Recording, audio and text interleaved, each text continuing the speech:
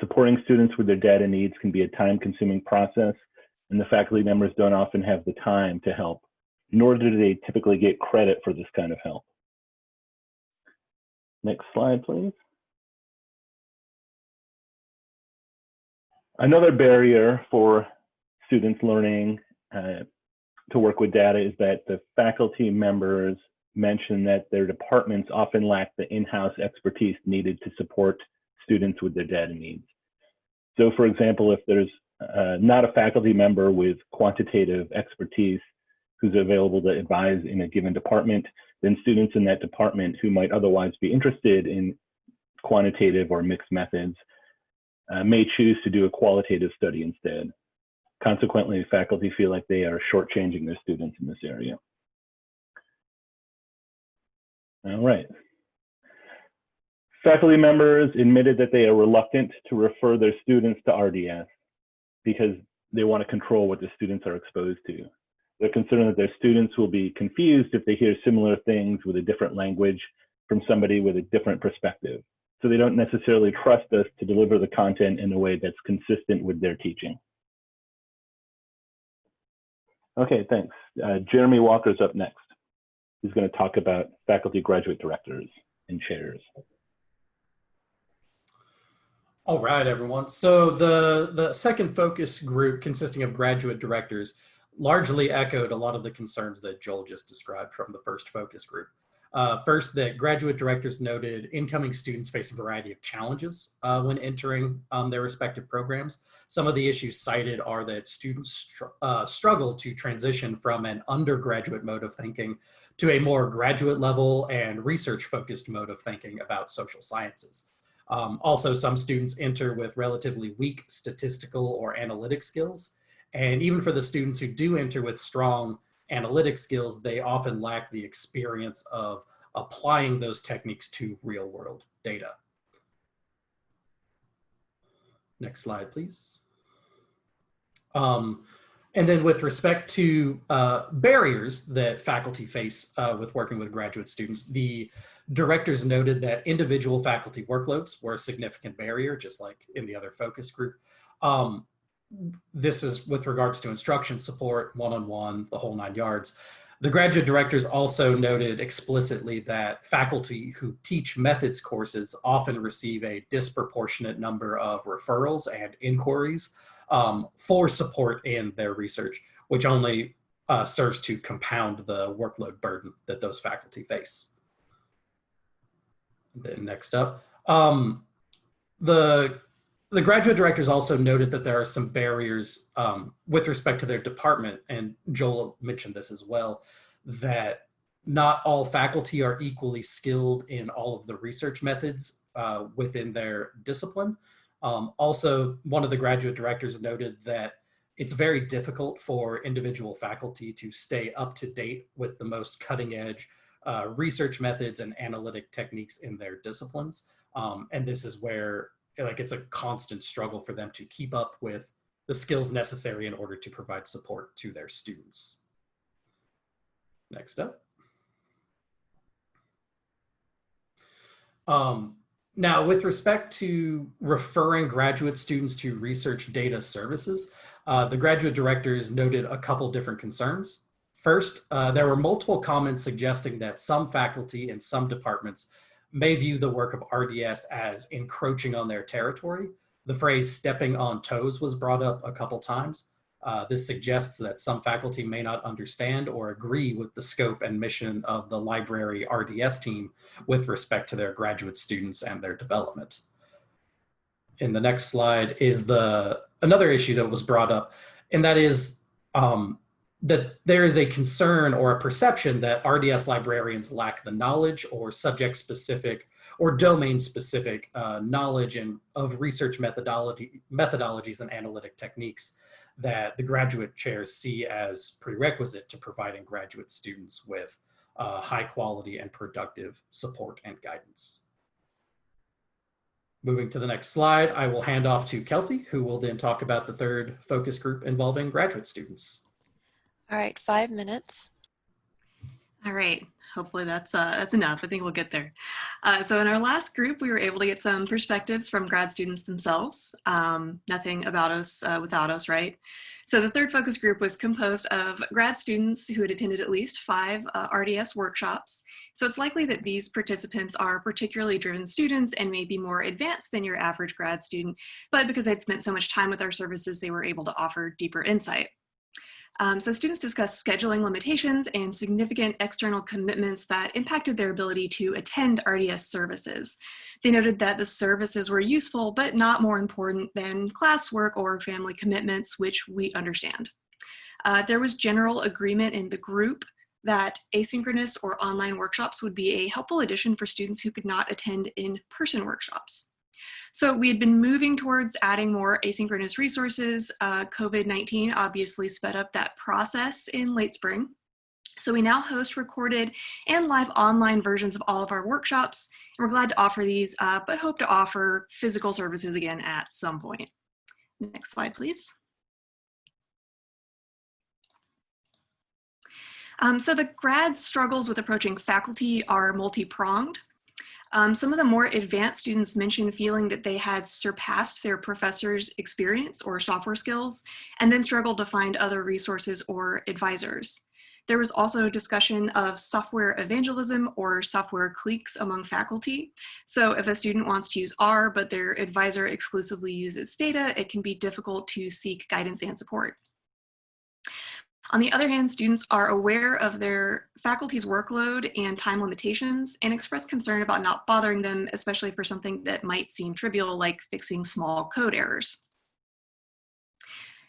And as for difficulty approaching RDS, grad students noted that faculty were often protective of their data, or that faculty doubted the library could offer sufficient assistance with data or software, which was also mentioned among the faculty. So because students are subject to faculty opinion, students are less likely to seek assistance if the faculty member discourages involvement outside the department or lab. So word of mouth and personal recommendations between grad students also appear to play an important role in discovering and attending library workshops. So the social aspect of discovering our services and being likely to use them has a bigger role than we anticipated. All right, and lastly, I'm gonna turn it back over to Mandy to wrap things up and discuss the common themes across all of our focus groups and what they mean for us. Okay, great. Thank you to my team. So the common themes reflected across all the groups point to in what we're calling an internal tug of war for faculty that poses challenges for cross-campus collaboration to support graduate students' data needs. So on the letting go side of this tug of war, faculty said they're spread too thin in terms of time and bandwidth, and they do sometimes recognize their own limitations in their departments to adequately support graduate students' diverse data needs. And the graduate students echoed both of these sentiments. And as Kelsey mentioned, there's this kind of software evangelism or cliques that can leave graduate students wanting for guidance and support. Yet graduate students seem hungry to learn multiple platforms to broaden their skill base and increase their marketability. Then if we go off to the right here to the tugging back side, faculty then struggle with letting others relieve some of their burden, be it due to control issues or their distrust of others' abilities or credentials, or just pure territoriality issues.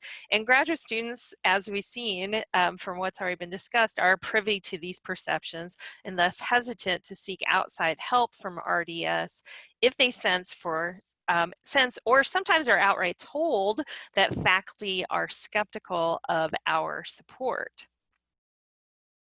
So this faculty tug of war then results in an RDS facing our own internal tug of war. So on the letting go side, you know, all of us are no strangers to being spread too thin in terms of time. 1 minute, Mandy. Okay, thank you. And in terms of time and bandwidth and workload, all of us on RDS are actually subject liaison librarians as well as RDS, and we recently lost a team member. So you know, that's a problem for us as well. And we do recognize our limitations in some abilities and do not purport to be something that we are not. For example, expert biostatisticians and methodologists.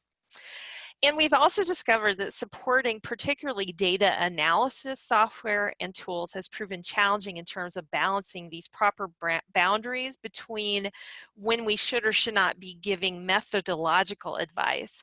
And as you saw from our findings, this theme of students have more problem with the methods and it's more important than the tool or software points to this quandary of whose responsibility is it for methodological support? Is it our responsibility? Shouldn't that be primarily the faculty's responsibility? But then methodological support is so often tightly intertwined with data analysis support. So we're kind of in a catch-22 as far as that goes. And then on the tugging back side, you know, we are skilled professionals with valuable services to offer. Faculty and grad students did mention that in the focus groups. And we've made some adaptations and additions in our services in light of our findings, such as adding online workshops and recorded workshops. We've developed several standardized cross-platform statistical software guides, and we're exploring more ways to get the word out about our services, particularly to faculty. And our data do show that graduate students use our services and they need our services. And with academic resources lacking in several Georgia State University departments, we at least fill in part some of those goals, or sorry, that gap in support needs. And so we continue to mull over where we have been and where we should be going in terms of research data services support for our graduate students. And we thank you for your time and attention, and we are happy to take some questions. Great, thank you so much, Mandy. All right, first question. I've dealt with stepping on toes too. How do you plan to dispel that notion? Ooh, good question. You know, I think that the hard part of it is probably the communicating that we're not trying to step on toes, we're trying to relieve some of their burden, and that we do recognize, you know, our own limitations, and we're not trying to be something we're not. So I think the graduate students, one of them even kind of said something to that effect. And Joel, Jeremy, and Kelsey, feel free to jump in at any time too. But you know, that the graduate students, even one of them even mentioned, like, I think you just need to kind of communicate to the faculty more, you know, what it is you're doing to kind of convince them that, you know, it is actually worth their time to think about sending people to us. Great. We have 4 questions in 3 minutes, so just to know. Okay. With the grad share reluctance, what skill sets are they referring to? If the doubt is domain specific and not broadly data info specific, why are those domain specific needs not being met, and where would they be met? That's a big question. I think the reluctance to skill sets falls a lot into the methodological and feeling like their disciplines are so, for lack of a better word, special and niche, that because we don't have PhDs in all of their disciplines, that we won't know enough how to help their students, or won't know the right way to exactly spin the help with their students. And why are those domain specific needs not being met? I mean, I think a lot of it is because there aren't enough faculty in some of the departments with the right skills to meet those. Put it back on them. For GSU, have you all considered ways to build trust?